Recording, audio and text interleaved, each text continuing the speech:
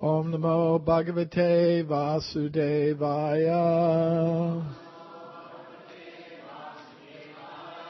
Om Namo Bhagavate Vasudevaya. Om Namo Bhagavate Vasudevaya.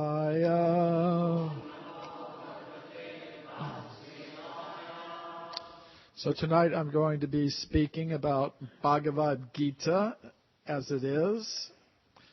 I'm going to read chapter 18, text 70. And I'll read the Sanskrit myself and then the English translation.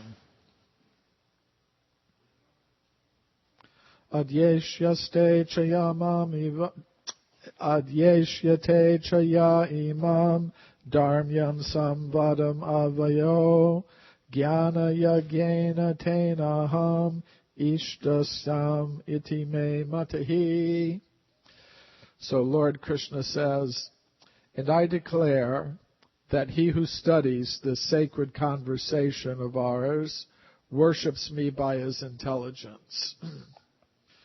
So the Bhagavad Gita is a conversation between Lord Krishna and his friend and devotee Arjuna. And like most of the Vedic literatures, it's presented as a conversation where there are questions and answers. So it's not a dogmatic presentation.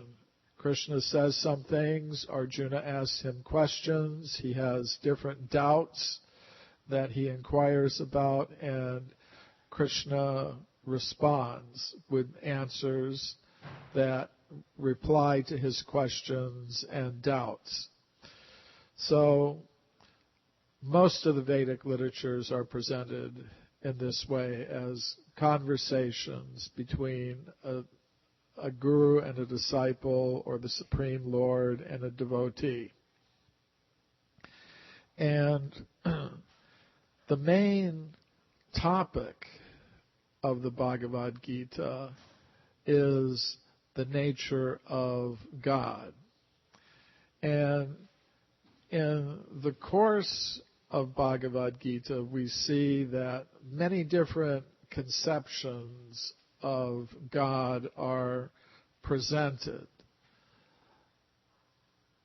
And finally, the most complete understanding and conception of God is presented. So, within the Bhagavad Gita, you can find things about atheism, the absence of God. For example, in the 16th chapter of Bhagavad Gita, there's one verse, asatyama pratishtam te jagat ahur an ishvaram aparaspara sambhutam kimanyat kamahaitukam. And that means in this world, there are some philosophers, there are some people who do not accept the existence of God. And Krishna summarizes their philosophy. They say there's only matter. Matter is the only thing that exists. And matter is just combining in its own way. And it produces what we call consciousness. Modern scientists have an idea like this. They say consciousness is produced by chemical interactions in the brain. If the chemicals combine in a sufficiently complex way, they'll produce what we call consciousness, but only in connection with the brain, so that when the chemicals in the brain become disorganized at the time of death, they would say, then there's no more consciousness. Of course, when consciousness is there, they say it can come up with ideas like God, which aren't really real. So these ideas are, very common in the world today. But Bhagavad Gita presents a different idea, that consciousness is a symptom of the soul. In Bhagavad Gita, Lord Krishna explains, Mamaivam so jiva loke, jiva bhuta sanatana, manasastan indriyani, prakritishtani karshati. That means the soul is an eternal part of God. The conscious self, the atma, the jiva. There are different Sanskrit words for the conscious self, is not just a temporary byproduct of bioelectrical activity in the brain. It has its own independent existence apart from matter. And really, it has a source, and that source is God. And the soul, the conscious self, is part of the supreme conscious self, just like a spark is part of a fire. The fire is very big, but it also has little tiny sparks that are of the same nature. So similarly, God is very great, God is very powerful. He's the source of all conscious beings. He's the supreme conscious being. But as part of him, there are individual conscious selves, which are, like God, also sanatan, or eternal. So in Bhagavad Gita, there's some discussion of atheistic ideas and philosophy. Now, there are also in Bhagavad Gita many different descriptions of the different types of gods or God, that people worship. In Bhagavad Gita, in the 7th chapter, there's an interesting discussion of religion in different modes of nature. According to the Vedic philosophy, there are 3 modes of nature: goodness, passion, and ignorance. So everyone's consciousness in the material world is influenced by these material modes of nature. A person in the mode of ignorance will be influenced by anger and envy and greed and madness and illusion. A person in the mode of passion will be aspiring for material advancement in life, trying to accumulate fame and wealth and prestige. And those in the mode of goodness will be trying to live a life of simplicity and self-control, which is good, but it's still material. It's not the completely spiritual aspect of life. So everyone, in terms of their work and their character and the type of religion that they practice, will be influenced by this. So in Bhagavad Gita, Lord Krishna explains that people absorbed in the mode of ignorance will tend to worship ghosts and spirits and things like that. So you can see in different parts of the world, people may worship ghosts and spirits. They want, for example, revenge against someone. So they'll pray to some ghost or spirit or something, attack this person, or they may want to control somebody. So, there are different systems like that. Voodoo, black magic, you hear about these things. So, then people in the mode of passion tend to worship what Krishna calls asuras, or powerful personalities in the world who command a lot of attention. Such people will worship powerful people, politicians, sports stars. Of course, they may not think they're worshiping, but they put their picture on the wall. They offer things to them. When they come, they bow down before them. So they may not think it's worship, but practically that's what they're doing. And then Lord Krishna says that those in the mode of goodness will worship demigods. According to the Vedic cosmology, the different forces of nature are all ruled by personalities.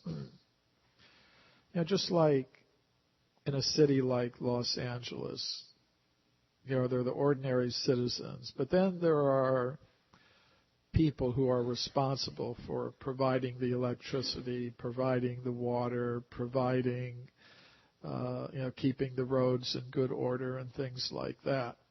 So in the universe at large, according to the Vedic cosmology, there are personalities called demigods who are in charge of the sun, the moon, the waters, the rains. So in Vedic culture, sometimes people worship these demigods. And that's why, sometimes people have the conception, in India the people worship many gods because they're aware of these demigods. So, according to the Bhagavad Gita, one should be aware of these demigods, but one shouldn't worship them. One should worship the Supreme Personality of Godhead, Lord Krishna, who's like the source of them. Krishna says, Aham adhyeṣyate devanam. I am the source of all the demigods. And whatever they can give you, they're originally getting from me. So better just to cut out the middleman, Krishna says, and go directly to me. So these things are described in the Bhagavad Gita.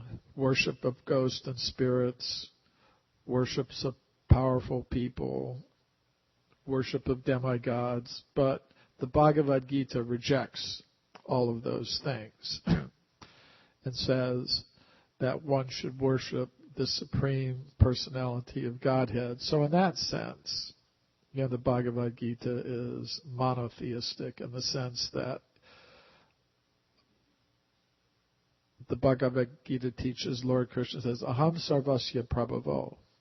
I am the source of everything. So there is, according to the Bhagavad Gita, one conscious, eternal source of everything. So, but this one source of everything has different aspects. Brahmeti paramatmeti bhagavan iti shabdyate. It's said in the Vedic literature, this absolute truth, the supreme source of everything, has three different aspects. One of them is called Brahman. It means the effulgence of the Supreme Personality of Godhead. Just like there's the sun and then there's the sunshine. Actually, they're two different things, but sometimes if the sun is shining so brightly, you don't actually see the source. You just see the light. So, in Sanskrit, that eternal effulgence, that light, is called Brahman. And it's impersonal. And people think, yes, there is a higher spiritual reality, but it's all one and it's impersonal.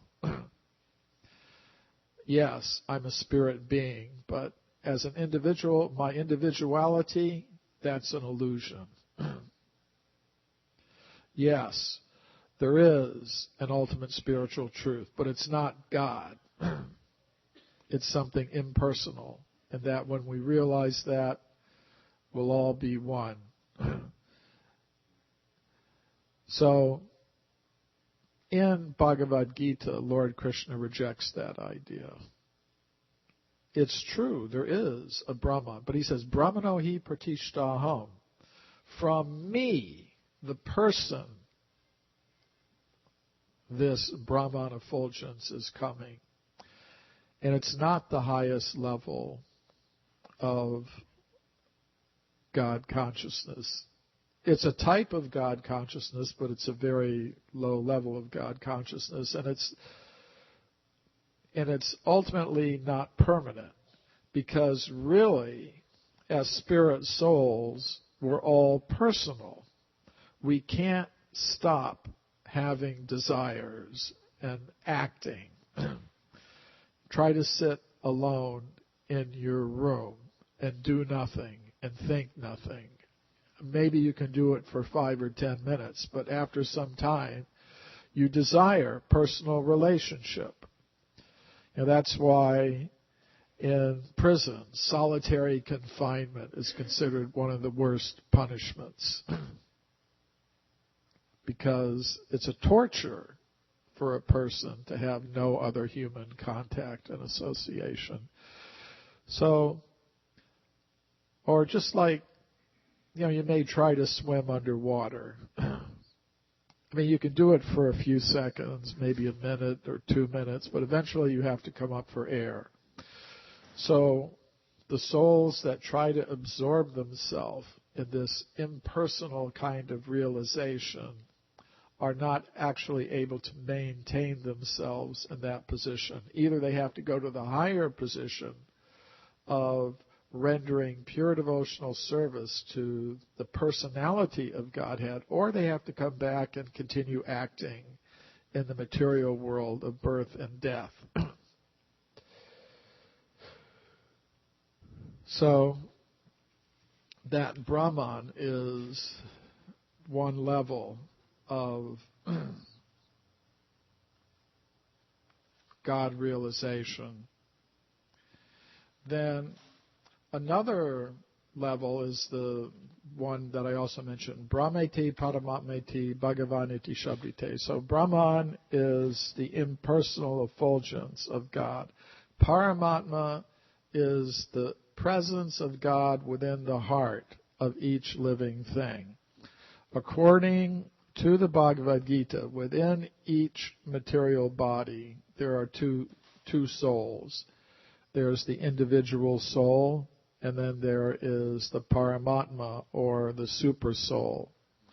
And there are systems of yoga, like Patanjali's Ashtanga yoga system, that are meant to help people understand and connect with that super soul, Lord in the heart. But that is not the ultimate understanding of God, according to Bhagavad Gita. Lord Krishna says, Yoginam api sarvesham madgaten antaratmana shraddhavan bhajate yomam same yuktatamo mataha. The yogi, the highest yogi, is the one who connects with me through bhakti, devotion, activities, just like we see on the altar here. The pujari is not just sitting and meditating on God. The pujaris, they are actually doing service to the form of the Supreme Personality of Godhead. Because with our current material vision, we can't actually see the actual spiritual form of Krishna, but he agrees to become present in these archa vigrahas, or deity forms, to accept service from his devotees. So in this world, we can learn to practice the activities of devotional service, offering garlands and flowers and food and worship to the Supreme Personality of Godhead in his personal form. So that is another form of God realization, realizing God within the heart. That is there, but it's not the complete realization or understanding or highest understanding of God. So there are other ways that the Bhagavad Gita explains people see God or try to see God. Many people try to see the universal form of God. Like sometimes you hear scientists or astronomers say, just look at this vast universe with the spinning galaxies and stars. And sometimes you see documentaries where, they play kind of religious sounding music, and it's all very wonderful and marvelous and overwhelming. In Bhagavad Gita, Arjuna, Lord Krishna's friend and devotee, is given a vision of the universal form where he sees everything like that. But again, that is not the ultimate form of God. It may be very awe-inspiring, but it's very difficult to have a personal relationship with the universe. People would rather have a parakeet or a puppy or a kitten, something, to have a real relationship with. So, and then there's another aspect of that, which is seeing various qualities of God in nature. And in Bhagavad Gita, there's a whole chapter in which Krishna explains how to see him in nature.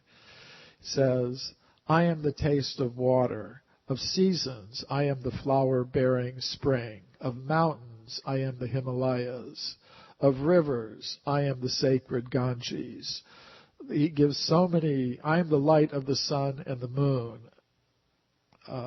He says other things like, a fish I am the shark. It's a very inspiring creature, the great white shark. People are fascinated. They go to the aquariums to see the shark, or go on diving experiences, get in a cage. And goes. Some people like to swim with the dolphins. Some people like to swim with the sharks.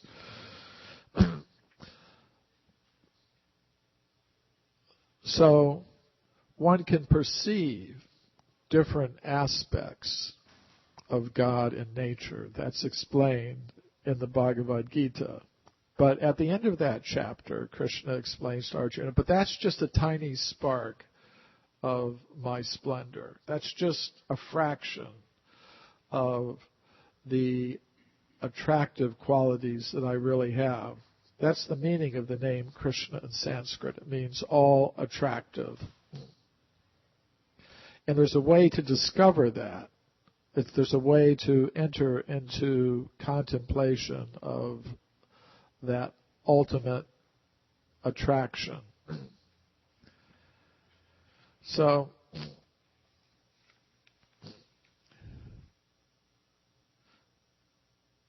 the reason I'm going through these notes is this is a lecture that I prepared to give at a university. So there are all these more or less indirect ways to perceive God. And some people, many people, come to an understanding of God that is beyond the reflection of God's qualities in nature. In Bhagavad Gita, in the 9th chapter, Krishna explains, this whole cosmic order is under me. Under my will, it is automatically manifested again and again. And under my will, it is annihilated at the end. In other words, there's some perception of God as the ultimate source and controller of this world that we live in. And many philosophers and theologians focus on that aspect of God. It's part of what God is, but it's not the complete picture.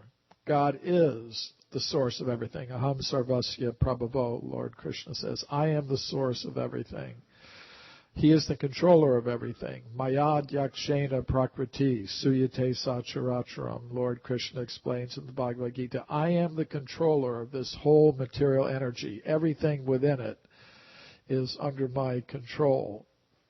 So there are some scientists of different faith backgrounds who have tried to understand that aspect of God, that He's the intelligent designer and controller of all of the marvelous things that we can observe within this universe. So that is an aspect of God, His designing intelligence, His being the source of all of the energies that we can observe. And many people take it no further than that.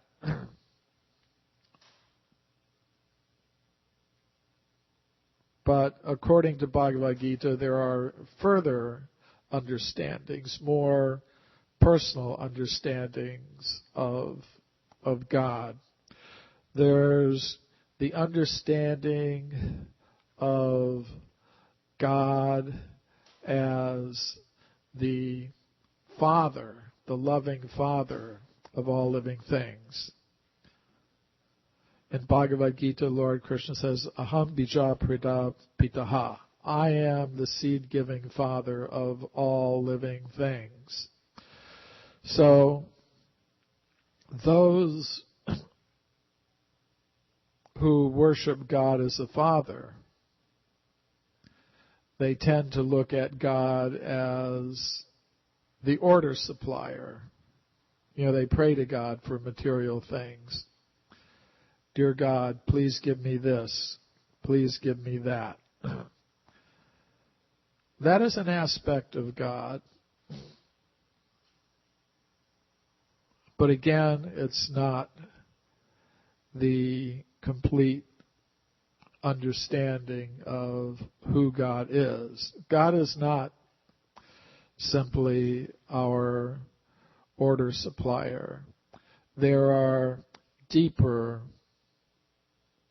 personal understandings of who God is.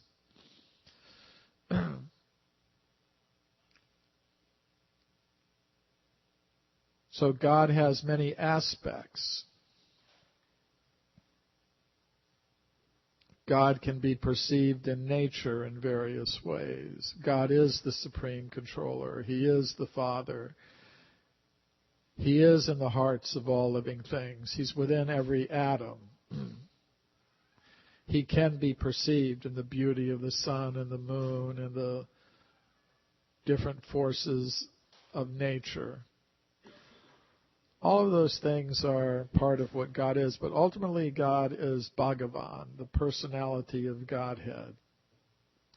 And He's the source of all loving relationships. We all have a tendency to love. So that tendency to engage in loving relationships, different kinds of loving relationships, is a constitutional part of the nature of each soul. And it comes ultimately from Krishna.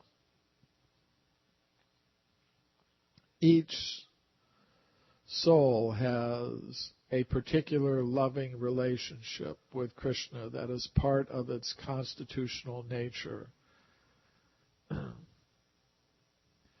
These relationships are called rasas. So rasa is a Sanskrit word. It has many meanings, but in this context, it means a particular loving relationship that gives the soul a particular kind of satisfaction. And the rasa is originally meant to be experienced in the relationship between the soul and God. But if we lose that relationship, then we try to experience those feelings in connection with others apart from their relationship with God. And those relationships tend to be very temporary and very mixed with different kinds of unhappiness. So there are 5 fundamental rasas or relationships that the soul can have with the Supreme Personality of Godhead. One is called Shanta Ras. That means passive adoration. Like sometimes in this world, a person may have a very distant but adoring relationship towards another person. You don't have any personal connection with them, but you know of them, and you're just awed or inspired, by that person. So that's called Shanta Ras, that kind of impersonal adoration. Then there is Dasya Rasa, the relationship of servant to master. Like, say if somebody really likes some particular movie star, really adored that actor or actress, and then somehow or other, they get a position to be that star's driver or secretary or something, so that they're kind of in a relationship like that with them. It's more satisfying than just being another passive adorer. So some souls have that kind of relationship with God, where they perceive God as their loving master and they are God's loving servant. They constitutionally have the desire for that kind of relationship. Then some souls relate to God in what's called Sakya Rasa, means the relationship or rasa of friendship. We might imagine, there was a person who was initially adoring, some movie star, and then gets a job as their secretary, and then somehow after many years they become their friend. It becomes not employer, employee, or master servant, but friendly, as equals. So some souls enjoy that kind of relationship with God, relationship of friend. And God agrees. Although God is superior to everyone, God agrees to behave as a friend. It may seem quite mysterious, but we have to understand that God is all-powerful. I may be able to carry on a relationship with a few people, but God can carry on relationships with an infinite number of conscious selves. He can expand himself into infinite number of forms to have relationships with an infinite number of conscious selves. He's not limited as we are in our ability to carry on different kinds of relationships. So then, there are other souls who have a parental relationship with God. that's kind of reflected in this painting there, where you have Krishna in his birth ceremony, and the devotees who are performing the role of his father and mother are there. So he agrees to become the perfect child. I mean, there are certain conscious selves who very much focus on being a good parent, a loving parent to their son or daughter. Why is that there? It's because it's there ultimately on the spiritual level of reality. So there are souls that enjoy that kind of relationship with God eternally. In the material world, the child eventually grows up, moves out of the house, goes somewhere. But on the spiritual level of reality, the souls that enjoy that kind of relationship with God enjoy it eternally. There's never any separation. The child never grows up, goes away. The relationship is never broken. And then there is the conjugal relationship, where souls relate on the spiritual level with God as the perfect lover. Of course, it's very difficult to speak about these things on this material level of reality, because we have our perceptions of what those things mean. But on the spiritual level, there's a complete absence of any kind of material contamination. There's an exchange of pure loving feelings between the lover and the beloved. So that's called the madhurya rasa. So there are these different rasas that are fundamental to the constitution of the soul and its relationship with God. And the aspect of God that fully accommodates the expression of these rasas or relationships is Krishna. So that is the highest conception of God. Not God as the Father, God as the controller, God as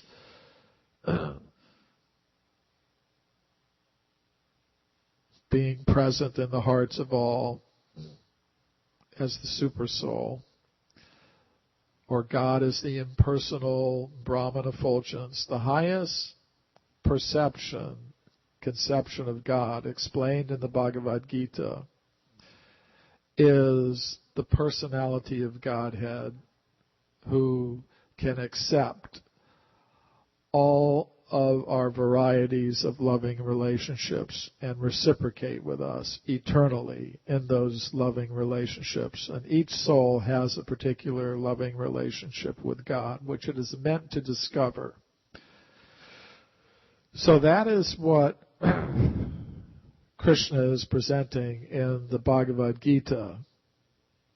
He discusses with Arjuna all these different levels of God realization, starting from atheism and going up through all these different worship of demigods, worship of ghosts and spirits, worship of powerful people, seeing God in nature, the impersonal Brahman effulgence, the universal form, God present in the hearts of all, God perceived in the beauties of nature, God the Father, God the Controller, and finally, the most complete and perfect aspect of God, who reciprocates with each soul in an individual loving relationship.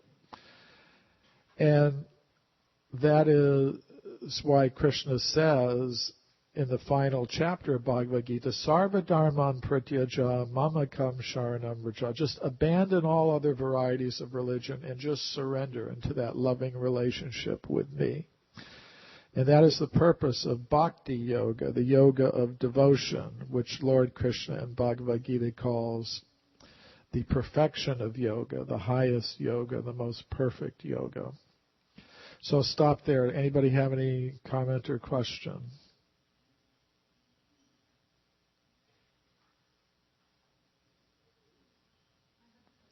Okay.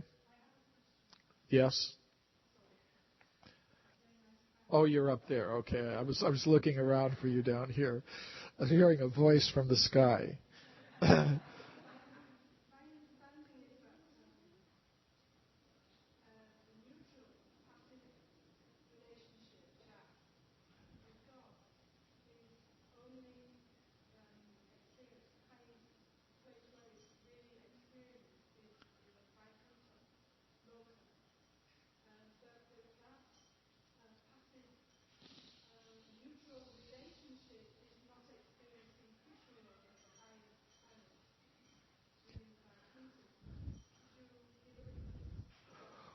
Well, there are books.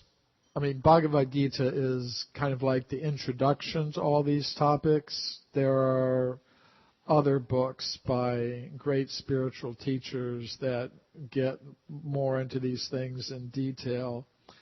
So, in the spiritual world, the place where Krishna experiences his loving relationships at the highest level with his devotees called Krishna Loka or Goloka, Vrindavan. And there are other places in the spiritual world where Krishna accepts relationships tinged with awe and reverence. Like in Krishna Loka, people don't even have a conception that Krishna is God. They're just attracted to their loving relationship with him. In some other planets in the spiritual world, they are aware of his nature of God, but that's where that passive adoration can exist. Of course, it's said that even in Goloka Vrindavan, Krishna Loka, there are the trees, the rivers, which also have personality, but they're more or less also in that Shanta Rasa. So, little technical aspect, but it's also explained like that. So now it's time for the feast, which we can break now for. So thank you very much. Hare Krishna.